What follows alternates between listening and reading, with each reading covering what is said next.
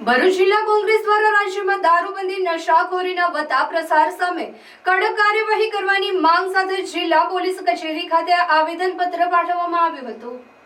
ભરૂચ જિલ્લા કોંગ્રેસ પ્રમુખ રાજેન્દ્રસિંહ રણાની આગેવાનીમાં યોજાયેલા કાર્યક્રમમાં એસપી કચેરી ખાતે કોંગ્રેસના આગેવાનો અને કાર્યકરોએ પહોંચી આવેદનપત્ર આપ્યું હતું, જેમાં જણાવ્યું હતું કે મહાત્મા ગાંધીના મૂલ્યો ધરાવતા ગુજરાતમાં દારૂ અને ડ્રગ્સનું સામ્રાજ્ય દિવસ પ્રતિદિન વધી રહ્યું છે। તેમાં એવો પણ આક્ષેપ કરાયો છે કે છેલ્લા 30 વર્ષથી સત્તામાં રહેલી ભાજપ સરકાર દારૂ અને ડ્રગ્સની બદીને રોકવામાં નિષ્ફળ સાબિત થઈ છે।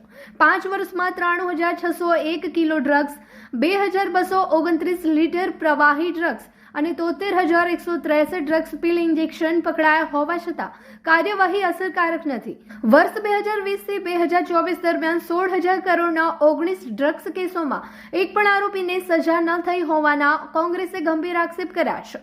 કોંગ્રેસની જન આક્રોશ યાત્રા દરમિયાન થરાદના શિવપુર ગામની મહિલાઓ દ્વારા દારૂ ડ્રગ્સના ખુલ્લેઆમ સેવન અંગે પાર્ટી નેતાઓને રજૂઆત કરવામાં આવી હતી, જેના આધારે સ્થાનિક ધારાસભ્ય જિગ્નેશ મેવાણીએ પોલીસમાં રજૂઆત કરી, પરંતુ તંત્ર દ્વારા પગલાં ન લેવાતા કોંગ્રેસે ભાજપ સરકાર પર બુટલેગરોને રક્ષણ આપવાનો આક્ષેપ કર્યો છે। બુટલેગરોએ ખુદ જ શેખી મારી છે કે તેમનો હપ્તો ગાંધીનગર સુધી જાય છે, તેમ કોંગ્રેસે ઉલ્લેખ કરવા સાથે કોંગ્રેસે સ્પષ્ટ કર્યું છે કે ઈમાનદાર અને નિષ્ઠાવાન પોલીસ કર્મચારીઓને પક્ષ હંમેશા બિરદાવે છે, પરંતુ ભ્રષ્ટ તંત્ર અને લાંચિયા તત્વોને ખુલ્લા પાડવાનું કામ ચાલુ રાખશે।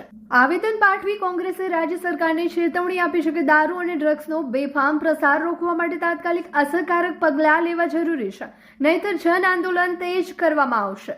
આ પ્રસંગે શહેર કોંગ્રેસ પ્રમુખ સલીમ અમદાવાદી, પૂર્વ જિલ્લા પ્રમુખ પરિમલસિંહ રણા, પાલિકા વિપક્ષ નેતા શમશાદ અલી સૈયદ, પૂર્વ લોકસભા ઉમેદવાર શેરખાન પઠાણ, ઝુબેર પટેલ, મહિલા અગ્રણી જ્યોતિ તડવી, શહેર કોંગ્રેસ મહિલા પ્રમુખ હુસૈના બાનુ હાફેજી સહિતના આગેવાનો અને કાર્યકરો ઉપસ્થિત રહ્યા હતા।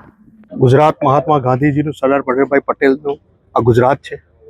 ગુજરાતમાં દારૂબંધી, આજે દારૂને ગાંજો, ડ્રગ્સ જેવું ખુલ્લેઆમ વેચાણ થઈ રહેલું છે, જ્યારે ગુજરાતમાં આજે નાનામાં નાનો યુવાનોની 35 વર્ષ સુધીના યુવાનોની બરબાદી તરફ જઈ રહેલા છે।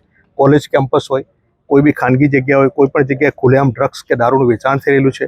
જ્યારે વિરોધ પક્ષ અવાજ ઉઠાવે છે તો એને ખોટી રીતે પોલીસ વિરોધી બતાવીને એની સામે બળ ઉપયોગ કરવામાં આવે છે, આખી વાત અવરા રસ્તે લઈ જવા માંગે છે।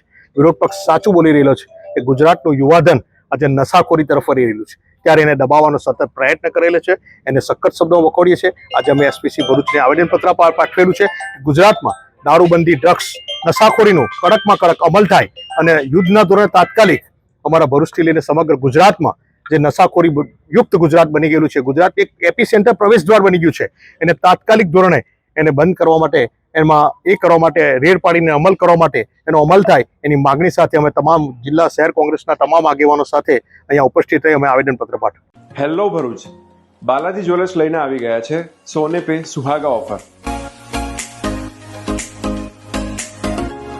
જ્યાં સોના અને ચાંદીના દરેક ઘરેણાની ખરીદી પર તમને મળશે લકી ડ્રોનો લાભ।